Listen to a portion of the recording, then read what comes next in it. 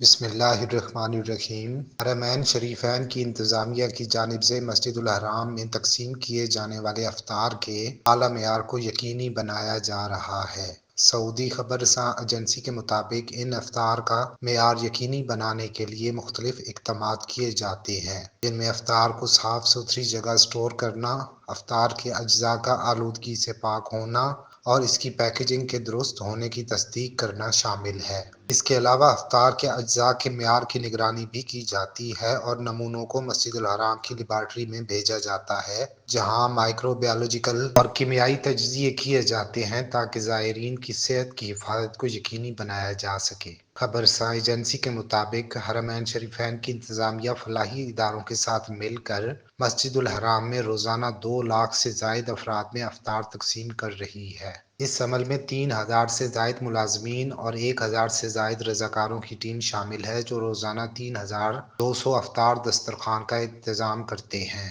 جن کی مجموعی لمبائی 50 کلومیٹر بنتی ہے۔ حیرت انگیز طور پر اس بڑے پیمانے پر ہونے والے افطار کے بعد صفائی کا عمل صرف 5 منٹ کے اندر مکمل کر لیا جاتا ہے۔ ان تمام انتظامات میں صحت کے معیارات پر سختی سے عمل کیا جا رہا ہے تاکہ زائرین کو بہتر سہولیات فراہم کی جا سکیں۔